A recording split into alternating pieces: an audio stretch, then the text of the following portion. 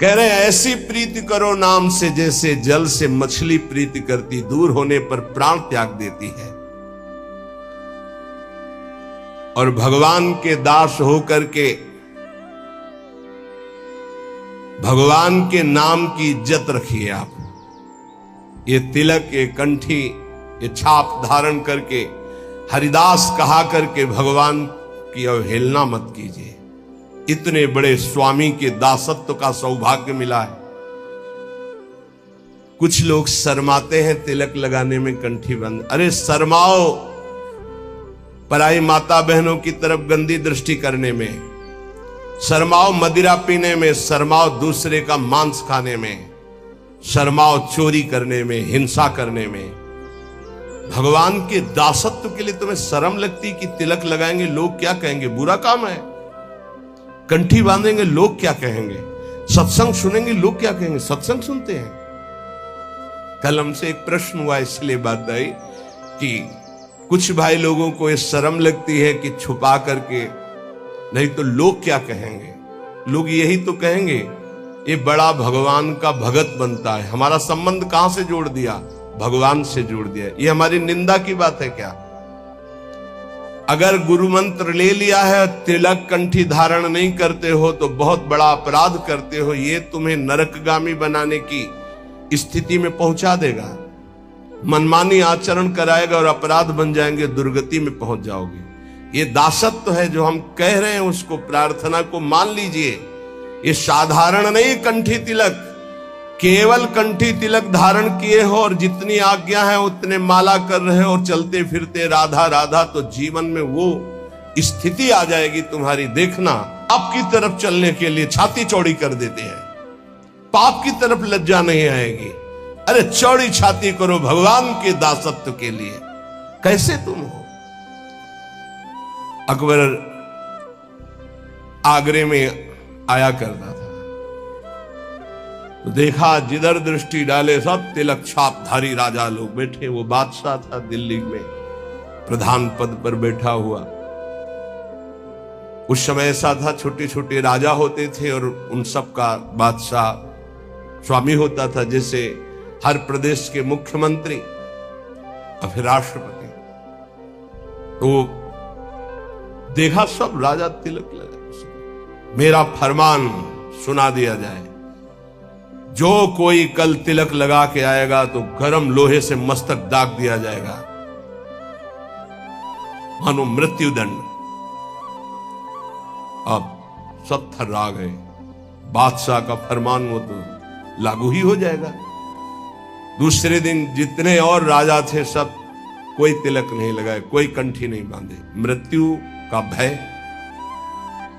हरिराम व्यास जी के शिष्य मधुकर शाह ने विचार किया कि गुरु प्रदत्त तिलक कंठी है, ये तो एक मुल्क का बादशाह है, अनंत ब्रह्मांडों के बादशाह का ये दासत्व परम सौभाग्य से मिलता है। आपको क्या पता, आपको ऐसा खिलवाड़ लगता है कंठी तिलक? ये खिलवाड़ नहीं है। मंगल सूत्र की महिमा तो सुहागवती ही जानती है ना। कुंवारी कन्या क्या जाने, जिसने वरण ही नहीं किया या व्यभिचार नहीं किया जाने, जिसने पातिव्रत ही नहीं धारण किया। ऐसे ही कुमार्गगामी क्या जाने सत्य मार्ग के इस कंठी तिलक का प्रभाव। तो क्या जरूरत है इसकी? अंदर अंदर भजन करो। ऐसे ऐसे भी बड़े कहने वाले आते हैं, क्या जरूरत है मांग भरने की, क्या जरूरत है सुहाग भरने की। ये वो बातें करते हैं जिनके धर्म नहीं है हृदय में। उन्होंने सोचा गुरु प्रदत्त तिलक कंठी, और ये कह रहा है नहीं बांध के आना तो मृत्यु स्वीकार, आज सभा में मरूंगा लेकिन कंठी तिलक नहीं उतार सकता। पहले तो अंगरखा पहन के जाते थे, तलवार लगी हुई, आज सब उतार दिया, केवल नीचे की धोती, द्वादश तिलक, तलवार खोस कर गए। सभा में वैसे तो जाके बंदगी की जाती थी, बिल्कुल बंदगी नहीं की, सीधे खड़े हैं। अकबर ने कहा कि तुमने फरमान नहीं सुना मधुकर शाह? खींच ली तलवार। और कहा आपका फरमान एक मुल्क के बादशाह का है, मेरे गुरु का फरमान अनंत मुल्कों के बादशाह का ये दासत्व है। देखते हैं कौन आकर तिलक मिटा देता है। जैसे मानो भगवान नरसिंह का आवेश हो गया, सभा थर्रा गई। तत्काल अकबर ने कहा नहीं नहीं, बस मैं ये देखना चाहता था सच्चा तिलकधारी कौन, जय हो तुम्हारी मधुकरसा। तत्काल बदल गया। जिस समय भगवद आवेश में उनका देखते हैं कौन, उन्होंने कहा कि आदेश करो। मधुकर शाह ने कहा आदेश नहीं, प्रार्थना है, निवेदन है, हमारे ब्रजमंडल में कभी भी कोई शिकार न खेले और इस ब्रजमंडल के अंतर्गत किसी के ऊपर कंठी तिलक पर कोई भी आपका फरमान न जारी हो। बोले स्वीकृत है। निष्ठा में सब कुछ होता है। बोले ऑफिस जाना है, कंठी तिलक बांध कर जाएंगे, वो ऑफिस में नौकरी में निकाल दिए जाएंगे। वाह, केवल अपने ही धर्म का त्याग करने पर तुम्हारा भरण पोषण होता रहे तो वही जीवन है क्या? ये तुम्हारी कायरता नहीं है अपने धर्म के प्रति? केवल शरीर पोषण के लिए अर्थ मिले, भोग वासना और धर्म का क्या महत्व रहा? हम अपने धर्म के लिए प्राणों को, अपने राष्ट्र के लिए प्राणों को समर्पित करें तो हमारी जय। ये सूकर कुकर भी उदर पोषण करते हैं, ऐसे अर्थ कमाकर उदर पोषण कर रहे हो और न धर्म न राष्ट्र, तो मतलब क्या रह गया?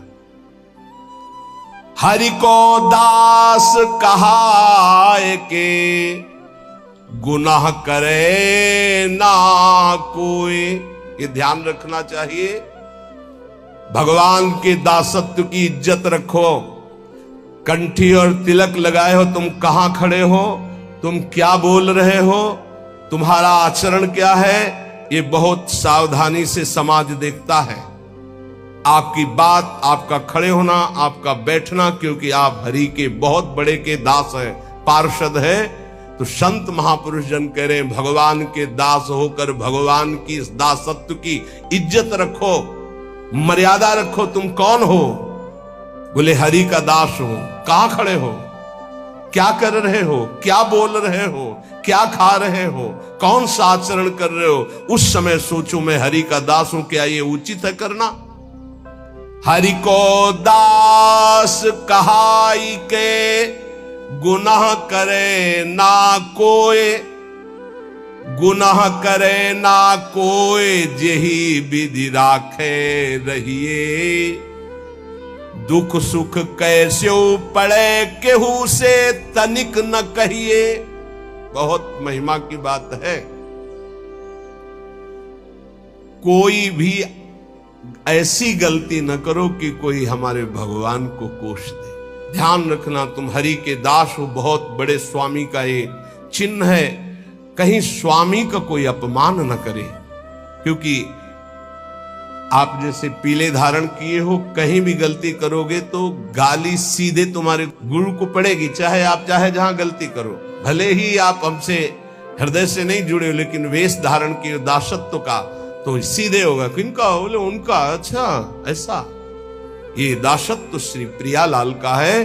कह रहे गुनाह करे ना कोई और जेही विधि राखे रहिए। जैसे तुम्हारे इष्ट रख रहे हो वैसे रहना सीखो। दुख सुख कैसे पड़े केहू से तनिक न कहिए। ये बात बांध लो हृदय की ग्रंथि में कि हमें चाहे जैसी परिस्थितियों में किसी से सहयोग के लिए नहीं कहेंगे। उपहास करेंगे लोग, कहना नहीं। अंदर की बात केवल अपने हरि से कहो। तेरे मन में और करने वाला है और तू न करे खराब नाहक को निस दिन दौरे। बाको कीजे याद जाहि की मारी टूटे। आधी को तू जाए घरे में सब में फूटे। पलटू गुनाह किए से भजन माही भंग होए। हरि को दास कहाए के गुनाह करे ना कोई। तेरे मन में और करने वाला है और तू ना करे खराब नाहक को निस्दिन दौरे। ए भाई, तू हरि का दास है, तेरी सारी जिम्मेवारी हरि की है। तू नाहक में अपने आप चिंता लेकर परेशान हो रहा है। पक्की बात, पक्की बात, ये भी सैकड़ों बार अनुभव हुआ है कि हम व्यर्थ में चिंता करते हैं। जिस विषय की हम चिंता करते हैं वो बहुत अच्छी तरीके से पहले से व्यवस्थित कर दिया गया है। जब पर्दा हटा तब पता चला अरे ऐसा, बहुत बहुत सुंदर व्यवस्था प्रभु की होती है। तू नाहक में, व्यर्थ में तू अपने चित्त को प्रभु के चिंतन से हटा करके परेशान हो रहा है। वाको की जय याद, जाय की मारी टूटे। उस प्रभु का चिंतन कर जिसके प्रभाव से काल भी भयभीत होता है। तेरा कौन सा कार्य नहीं बन जाएगा। यदि तू आदि को संभालने के लिए चलेगा, भगवत चिंतन छोड़ देगा तो पूरा का पूरा नष्ट हो जाएगा, कुछ संभल नहीं पाएगा। और भगवत चिंतन पकड़े रहेगा तो सब संभल जाएगा।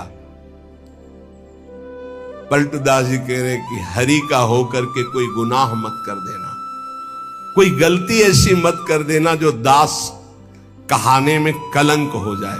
जैसे कहा है मोर दासा करे तुच्छ नरन के आशा, तो कहो कहां रहा विश्वासा। मेरा विश्वास कहां रहा यदि साधारण संसारी पुरुषों का आश्रय रहा। पलटू ऐसे दास को भरम करे संसार, भरम करे संसार होई आसन से पक्का। भली बुरी को कहे रहे सही सबका धक्का। बोले ऐसे जो भगवान के दास होते हैं संसार उनको भ्रमित नहीं कर सकता, फंसा नहीं सकता। कैसा? बोले जो आसन के पक्के होते हैं।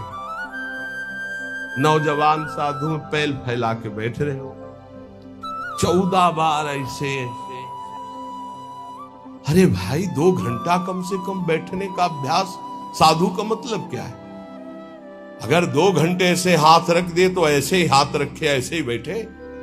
ब्रह्मचारी हो, हर नस नाड़ी में पावर है, भगवत चिंतन परायण हो तो ऐसे शांत 6-6 घंटे से दासन पद्मासन ऐसे 6-6 घंटे शांत बैठे। ब्रह्माकार वृत्ति, भगवदाकार वृत्ति, ये हमारा परम आनंद है। आसन में बैठना नहीं सीखा तो साधु का मतलब क्या रहा और गृहस्थी का मतलब क्या रहा? अगर साधन कर रहे हो गृहस्थी में तो कम से कम 48 मिनट 24 घंटे में एक आसन में तो बैठना सीखो। एक आसन बिछाकर उसमें बैठना तो सीखो। कुछ मिनट तो आसन का पक्का होना चाहिए साधु, आसन का पक्का। 18 घंटे पद्मासन में पूज्य सिउड़िया बाबा जी, 18 घंटे।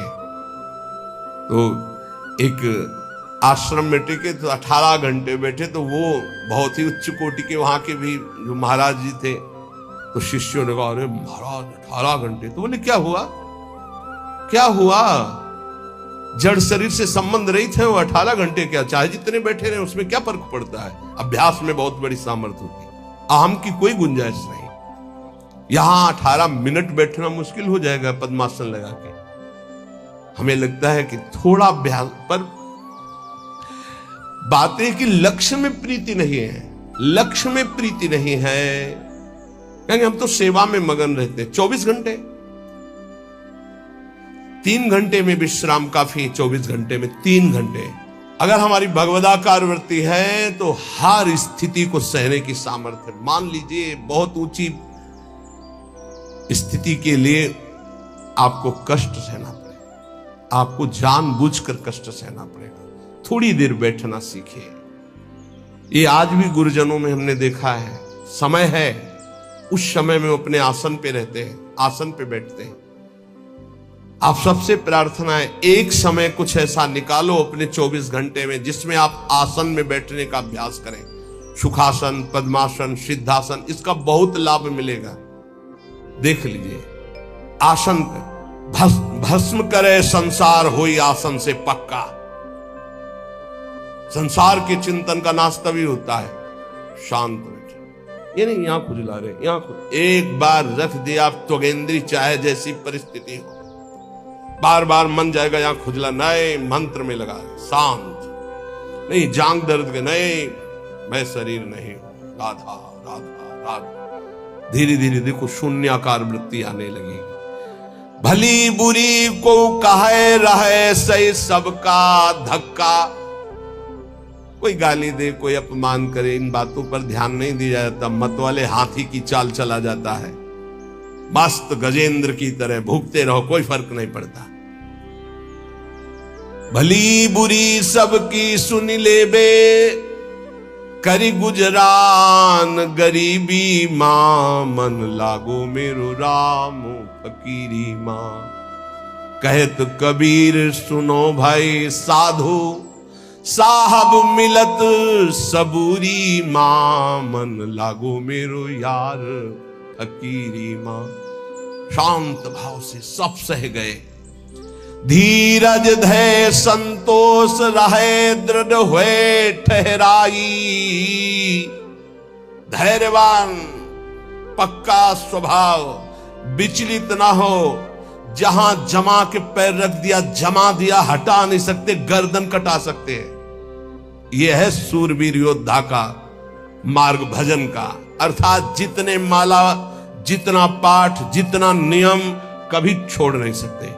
धीरज धैर्य संतोष रहे, दृढ़ हुए ठहराई। नियमावली को प्राणपन से निर्वाह करना, ये विनोद की बात नहीं, परमार्थ। ऐसे थोड़ी तत्वबोध, ऐसे परमात्मा प्राप्ति थोड़ी होती। जानबूझकर हर सुखों का त्याग करके अपने को कठोर बनाया जाता है, अपने को मजबूत बनाया जाता है। धीरज धैर्य संतोष रहे, दृढ़ हुए ठहराई। जो कछु आवे खाई, बचे सो दे लुटाई। संग्रह न करे। बड़ी श्री जी की कृपा है जो अपने लिए कभी संग्रह ना हो। अपना नाम, अपना मकान, अपना वैभव अगर गृहस्थी में भी है तो ठाकुर जी के भाव में रखे तो जीवन मुक्त होने के लिए बढ़िया अवसर है। ये घर ठाकुर जी का, नाथ सकल संपदा तुम्हारी, मैं सेवक समेत सुत नारी। और विरक्त में तो भगवान ही भगवान है, उसका कुछ है ही नहीं। कहीं भी अपना अस्तित्व न रहे तो जीवन मुक्त होने में सहजता आ जाएगी। लगे न माया मोह जगत की, छोड़े आशा। बहुत ध्यान देने योग्य बात। बल तज निर्बल होए, सबुर से करे दिलासा। काम क्रोध को मार के मारे नींद आहार, पलटू ऐसे दास को भरम न करे संसार। ये महापुरुषों को वचन, यही चिंतन करने योग्य है। कह रहे कि जो अपने लिए कोई उपाय नहीं करता, अपना कुछ नहीं रखता, सब प्रभु का, उसको कभी माया मोह परास्त नहीं कर सकता। जो किसी से कोई आशा नहीं रखता, अपना बल नहीं है, बल हरि का, गुरुदेव का। तो काम क्रोध को मार के मारे नींद आहार, इस पर जरूर चलना चाहिए।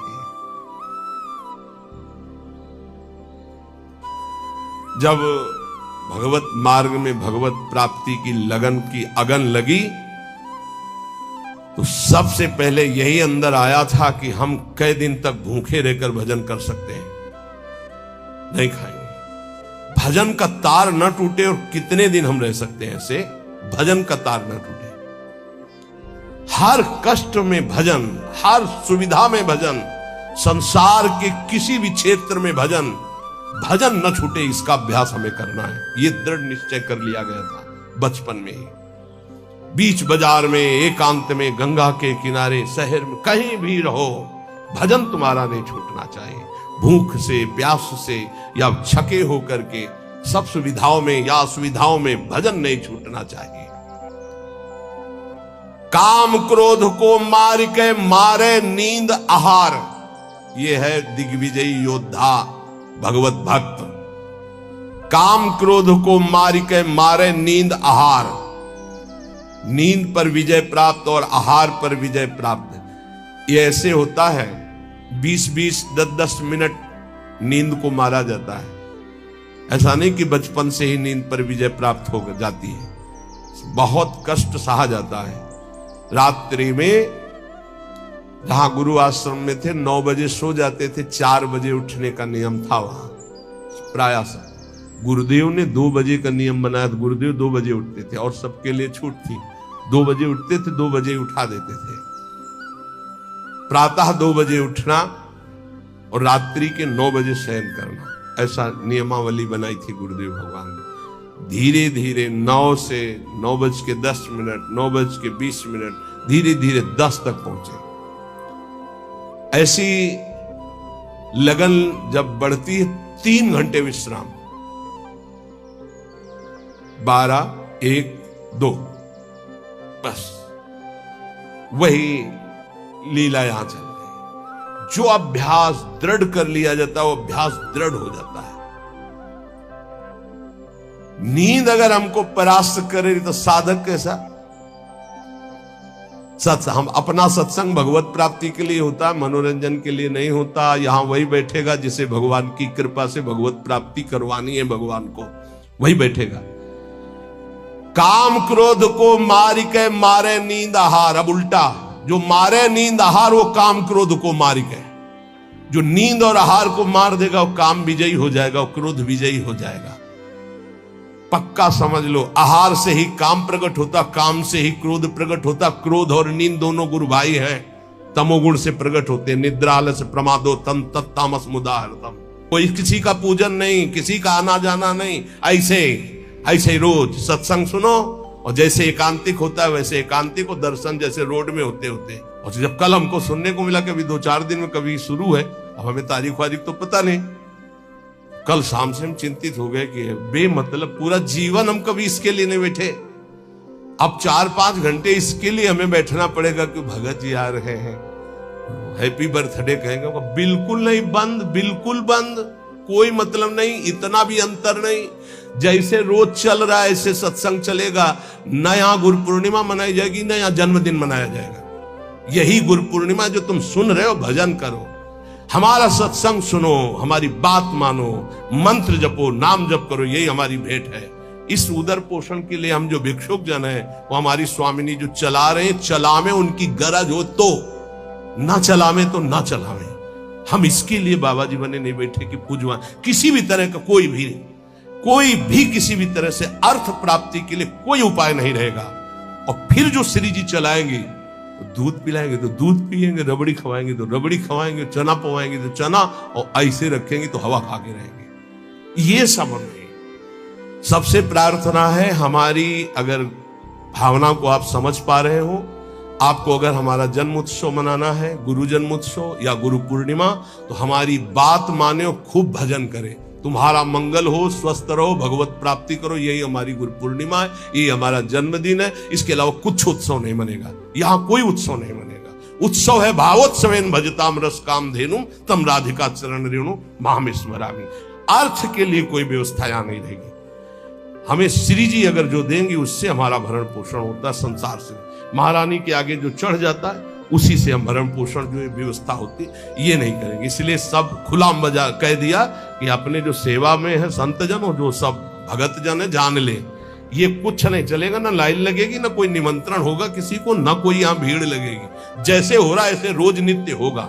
बस आप अपनी बात को समझें, गुरु मंत्र को जपें, नाम को जपें, गुरु आज्ञा का पालन करें, यही महोत्सव है। इस महोत्सव के लिए हमारा जीवन है। हम श्री जी के हैं, श्री जी के रहेंगे, श्री जी ही हमारा जीवन है। ये महान उत्सव हो रहा है, नाम कीर्तन उत्सव हो रहा है, श्री जी का झूलन उत्सव हो रहा है, श्री जी की आरती उत्सव हो रहा है, श्री जी का वन विहार हो रहा है। यही हमारे जन्म का उत्सव है, यही हमारा उत्सव है, यही हमारी गुरु पूर्णिमा। अगर ये नहीं तो सब नाटक है, उसको हम नहीं मानते। किसी से हमें कभी भी इशारा करना पड़े किसी भी बात के लिए, बिल्कुल नहीं, बिल्कुल नहीं। कोई ऐसा उत्सव नहीं, ना लेना ना देना, मगन रहना, हरिनाम लेना, हरिनाम देना, राधा नाम गाना, राधा नाम गवाना, यही हमारा उत्सव है। सील स्नेह शीतल बचन यह संतन की रीति, सुनत बात के जुड़ाए जावे सबसे करिए प्रीति। संतों की रीति यही है कि उनके वचन सुनकर संसार के ताप से तापित जीव आनंद को प्राप्त हो जाए। हमारे प्रभु अंदर की बात देखते। देखो बहानेबाजी जो है, अंदर का भरोसा टूटा ना प्रभु का, तो बाहर का नाटक प्रभु की प्राप्ति नहीं करा सकता। अंदर का भरोसा, अंदर से अगर अर्थ प्राप्ति का किसी भी तरह से भाव बन गया तो हमारा जितना किया करा ऐसा माटी हो जाएगा। चाहे हमारे शिष्य हो, चाहे हमारे मित्र हो, सब ये बात सुन लीजिए। हमारी अंतिम अंदर की बात यही है, हम कामी हैं, क्रोधी हैं, माना हम भगवान के लायक उस कोटि के नहीं, लेकिन कम से कम जो हमारे भगवान का भरोसा है वो तो ना टूटे। प्रियाजू का भरोसा ना टूटे, चाहे विश्व में कोई भी हो। ये बात समझ लो, अगर भरोसा उनका बना रहा तो आप कुछ भी हो भगवत प्राप्ति हो जाएगी, और भरोसा प्रियाजू का टूट गया तो कुछ भी हो भगवत प्राप्ति नहीं होगी। बात भरोसे की है। यहां जो अभी कहा गया कि पलटू ऐसे दास को भ्रम न करे संसार, ऐसे दास को भ्रमित नहीं कर सकता। कैसे दास को? कि जैसे हमारे इष्ट रखें वैसे हम रहे, जो प्रभु हमें पवायों पार, जैसे प्रभु रखे। गुरु का और शिष्य का संबंध आज्ञा पालन के लिए होता है। आज्ञा पालन ही गुरु पूजा है। अगर गुरु की आज्ञा पालन नहीं तो बाहरी भेंट और माला और रबड़ी रसगुल्ला ये गुरु पूजा नहीं है, ये व्यवहार है। ये हम बाबा जी तुम ढेर सारे कपड़े ले आओगे तो क्या करेंगे? क्या करेंगे इनको? तुम ढेर सारी वस्तुएं ले आओगे, हम क्या करेंगे? अरे उधर पोषण करना, राधा राधा गाना, हमें कुछ नहीं चाहिए। अच्छा, जिस दिन बिजली नहीं होगी, जिस दिन माइक नहीं लगेगा, तो जितना आवाज है उतनी आप तक पहुंच जाएगी। आप धैर्य से सुन लीजिएगा। अर्थ की चाह करने का मतलब है श्री जी से दूर हो जाना। हम खुली बात इसलिए कहते हैं कि घुमा घुमा कर यही माया अंदर आकर के बैठ जाती है। कोई व्यवस्था नहीं, किसी का सहयोग की जरूरत नहीं। ये जो भगवत चर्चा हो रही यही व्यवस्था है, इसी को अपने जीवन में उतारो। यहां जुड़ने का मतलब व्यवस्था हमारी तुम्हें संभालने की नहीं है, तुम्हारे संभले नहीं संभलेगी। हम फकीरों की व्यवस्था ईश्वर से संभलती है, तुम संसारियों से नहीं। हमारी आंतरिक व्यवस्था है। ये शरीर तो उनके सहारे जैसे चाहे रखे, पूरा जीवन हो गया। अब तो जा रही अंतिम, अब तो शाम होने वाली है। प्रभात से लेकर के दोपहर हो गई और शाम हो गई। एकमात्र साहब का भरोसा, एकमात्र इष्ट का भरोसा, और सत्संग और नाम जप और एकांतिक, ये केवल आपके मंगल के लिए। जिस दिन इसका स्वार्थ आ गया ये भी बंद हो जाएगा। इम महिमा का गान करते हुए गोस्वामी तुलसीदास जी कहते हैं कि नाम प्रसाद शंभु अविनाशी, साजु अमंगल मंगल राशि, सुकुशन कादि सिद्ध मुनि जोगी, नाम प्रसाद ब्रह्म सुख भोगी। भगवान शंकर ज्ञान समुद्र होते हुए भी हर समय नाम जप करते रहते हैं। कैसे पता लगा भगवान शिव नाम जप करते हैं? जिस समय सती जी ने भगवान के समझाने पर नहीं समझाओ, बार बार संशय किया, तो कहा जो तुम्हारे मन अति संदेहु तो किन जाए परीक्षा ले हो, जाओ परीक्षा लो जाके। फिर विचार किया शिव जी ने कि हुई है सोई जो राम रचि राखा, को करी तर्क बढ़ावई शाखा, और अस कही जपन लगे हरि नामा। बार बार भगवान के नाम का जप स्वयं भगवान शंकर करते हैं। कह रहे हैं कि भगवान शंकर निरंतर नाम प्रसाद में डूबे हुए हैं, यद्यपि अविनाशी ईश्वर हैं। भेष बड़ा मंगल धारण करते, मुंडों की माला, चिता की भस्म, सर्प का यज्ञोपवीत आदि आदि, पर सबका मंगल करने वाले परम करुणा स्वरूप भगवान शिव निरंतर नाम जप करते रहते, और नाम के ही प्रसाद से काशी में जो मरता उसे मुक्ति प्रदान करते। श्री सुखदेव जी, सनक संदन, सनातन, सनत कुमार, ये सिद्ध मुनि, योगी गण, ये सब नाम का जप करते हुए ब्रह्मानंद में मगन रहते हैं। नारद जानेऊ नाम प्रतापू, जग प्रिय हरि हरि हर प्रिय आपू। और नारद जी तो हर समय नारायण नारायण नारायण जपते रहते हैं। सारा संसार हरि को प्यार करता है, हरि को हर प्यार करते हैं और नारद जी हरि और हर के दोनों के प्यारे हैं, क्योंकि हर समय नाम जप करते रहते हैं। नाम जपत प्रभु कीन प्रसादु, भगत शिरोमणि भे प्रहलादु। नारद जी कैसे नारद स्वरूप में आए? दासी पुत्र थे। एक ब्राह्मण के यहां इनकी मां दासता करती थी। वहां चतुर्मास में संत जन आए तो उन ब्राह्मण ने चातुर्मास करवाया, तो उनकी सेवा में इस बालक को रखा जो दासी पुत्र थे। अब संतों की सेवा में उनकी लंगोटी धो देना, उनके जूठे पात्र धोना। तो भगवान की कृपा से इनको इतना ज्ञान था कि संतों की जूठन पाने से बहुत जल्दी भगवान का प्रेम प्राप्त होता है। तो सब पात्र संतों के जब मार्जन करते तो धो के एक पात्र में डाल के उसको पी जाते। संतों के चरण दबाना, संतों की सेवा करना, संतों के पास बैठकर भगवत चरित्र सुनने से ज्ञान हुआ कि नाम निरंतर जपना चाहिए। कहीं भी चर्चा संत जन करेंगे तो नाम रूप लीला धाम की करेंगे। निरंतर नाम जपने का अभ्यास और संत सेवा 4 महीने के बाद जब संत जन जाने लगे तो भारी व्याकुलता हुई कि अब जिएंगे कैसे, बिछुरत एक प्राण हरि लेगी।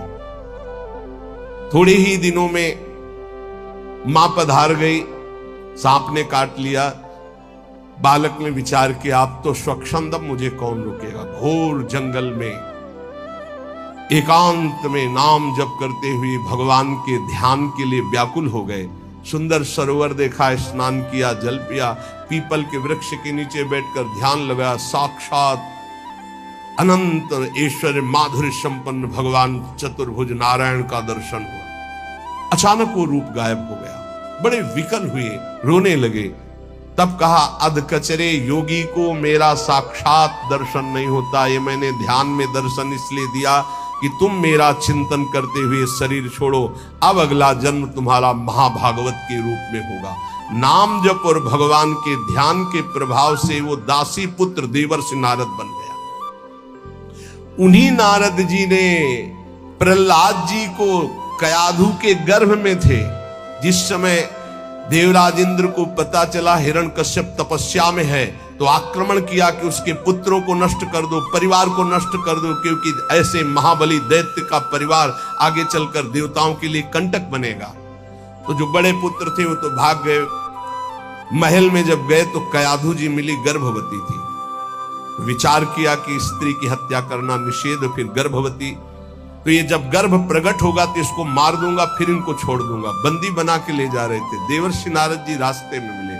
देवराज इंद्र से कहा ऐसा अधर्म कैसे कर सकते हो? उनका इसके गर्भ में दैत्यराज हिरण्यकश्यप का वीर है, मैं उसका नाश करूंगा जब ये प्रकट होगा। बोले तुम्हारी क्या सामर्थ्य, काल भी नहीं नष्ट कर सकता।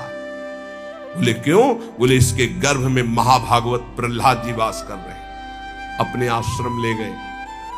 वहां जाके जो भगवान नाम महिमा सुनाई, जो भगवान के चरित्र सुनाए कि गर्भस्थ शिशु को ज्ञान हो गया। जैसे गर्भस्थ शिशु अभिमन्यु को अर्जुन ने उपदेश किया, लक्ष्य किया गर्भस्थ शिशु का, तो चक्रव्यूह वेदन की प्रक्रिया सीख गए। आखिरी द्वार में मां सो गई थी, इसलिए नहीं भेद वो समझ पाए। मतलब गर्भस्थ शिशु पर बाह्य आचरण, बाह्य वार्ता, व्यवहार का बहुत बड़ा प्रभाव पड़ता है। पाशा, अगर भगवान श्री राम का प्रेम रस प्राप्त करना है तो हनुमान जी की कृपा से ही प्राप्त होगा, क्योंकि जानकी जी का आशीष है राम रसायन तुम्हारे पासा। राम जी का प्रेम, राम जी की प्रेम भक्ति हनुमान जी की कृपा के बिना नहीं मिल सकती। और राम जी स्वयं कहते हैं कि औरो एक गुपुत मत सबई कहो कर जोरी, शंकर भजन बिना नर भगति न पावे मोर। सुमिर पवन सुत पावन नामो, नाम का बल देखो। हनुमान जी ने नाम के बल से राम जी को अपने अधीन किया। हाँ, अपने बस करी राखे राम। ये बात जब कभी चिंतन में आती है ना, तो इसको सैकड़ों बार इस चौपाई को बोला है। सुमिर पवन सुत पावन नामो, अपने बस करी अजित भगवान को अपने अधीन करने की सामर्थ्य भगवान के नाम में है। वो धन्य है जो नाम से प्रेम कर रहे हैं। अपितु अजामिलु गजु गनिकाऊ भय मुकुत हरि नाम प्रभाऊ। बोले नीच अजामिल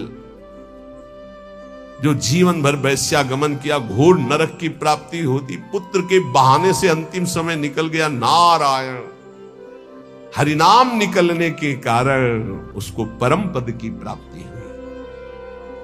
गजेंद्र अंतिम समय बिल्कुल था कि ग्राह एक झटके में अब अंदर ले जाता। हरि भगवान सुदर्शन चक्र से ग्राह का उद्धार किया और गजेंद्र को बाहर किया। बहुत से ऐसी वैश्याएं हो गई जो भगवत प्राप्त हो गई भगवान नाम के प्रभाव से। कहों कहां लगी नाम बड़ाई राम न सकहीं नाम गुण गाई। हद हो गई। गोस्वामी जी ने हद कर दी। कह रहे मैं कहां तक वर्णन करूं नाम की महिमा। स्वयं राम जी भी नाम की महिमा नहीं पूर्ण गा सकते। स्वयं नामी भी नाम की महिमा पूर्ण रूप से नहीं गा सकते। नाम राम को कल्प तरु कलि कल्याण निवास। जो सुमिरत भयो भांगते तुलसी तुलसी दास।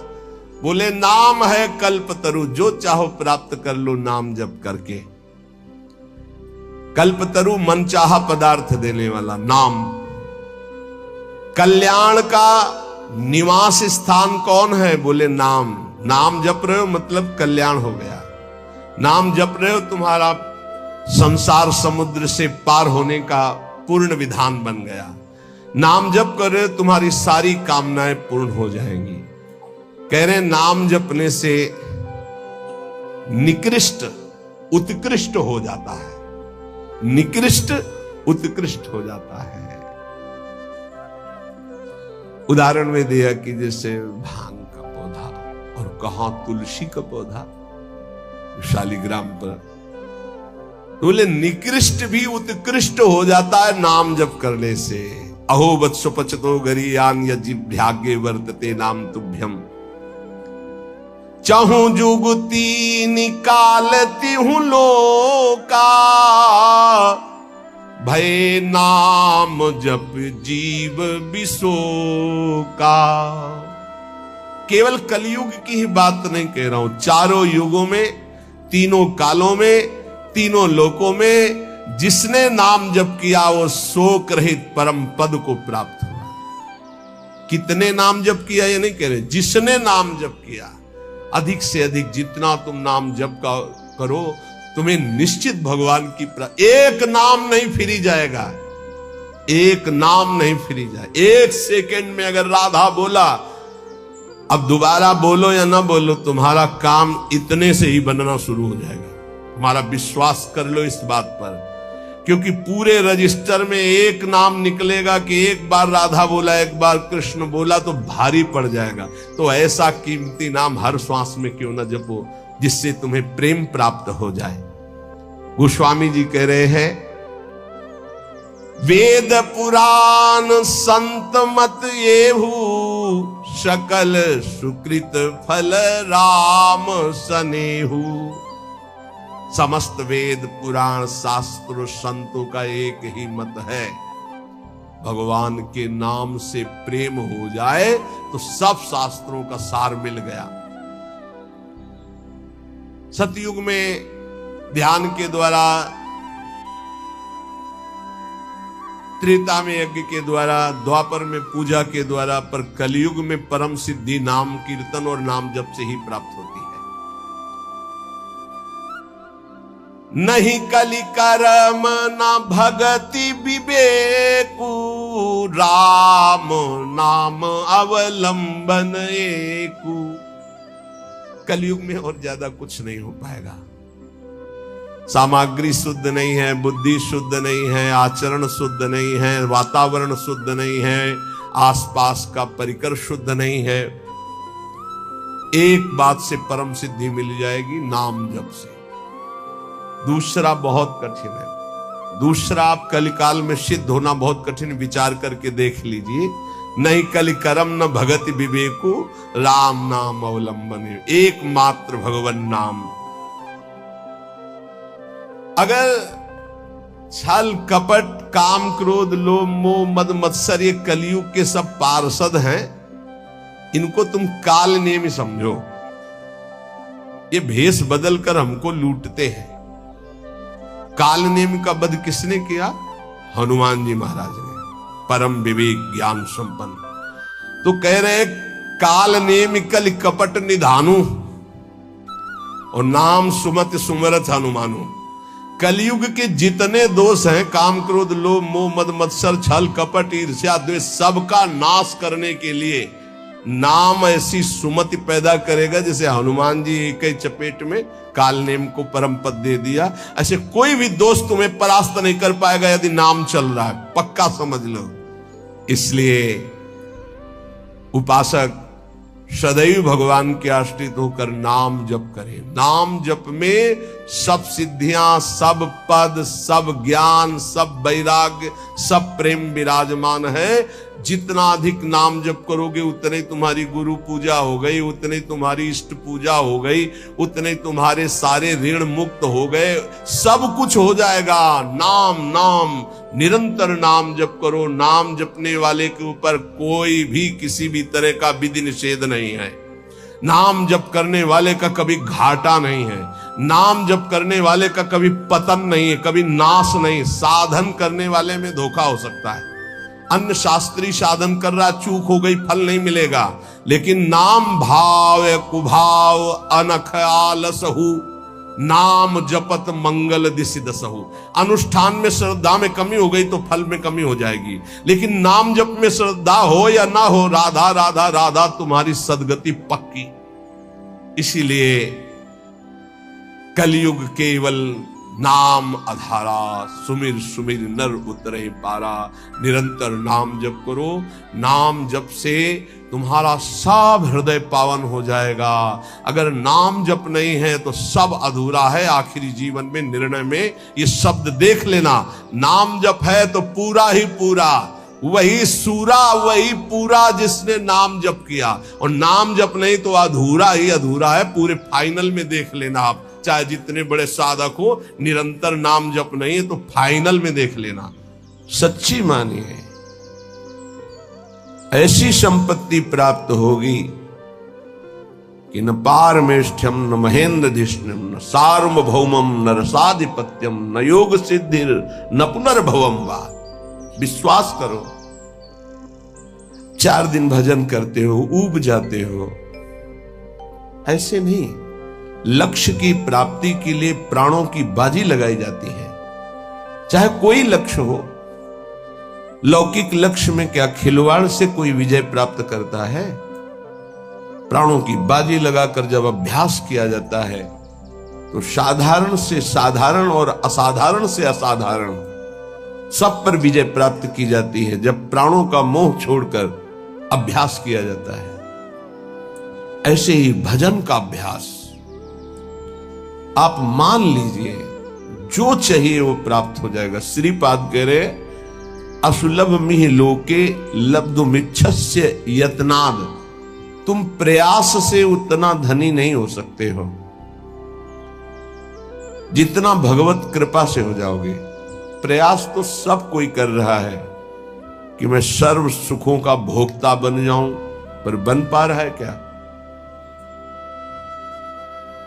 भगवान के नाम का चिंतन करते हुए जथा लाभ संतोष सदा काहू सो कछु न चाहोंगो, ये स्थिति सुदामा जी की थी।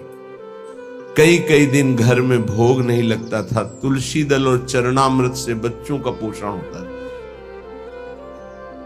एक दिन द्वारिकाधीश की कृपा कटाक्ष हुई, द्वारिकापुरी की तरह वैभव सुदामापुरी में। भगवान के लिए कुछ मेहनत करनी पड़ती है। एक संकल्प से अनंत ब्रह्मांडों का सृजन हो गया, लेकिन बलिहारी सुदामा जी की एक दाना भी नहीं पाया वहां का। वो भिक्षा से ही जीवन यापन करते रहे। पत्नी से कहा तुम्हें सुख सुविधा चाहिए थी, मेरे मित्र ने दे दी। मैं सिर्फ श्री कृष्ण से प्यार करता हूं, श्री कृष्ण के वैभव से नहीं।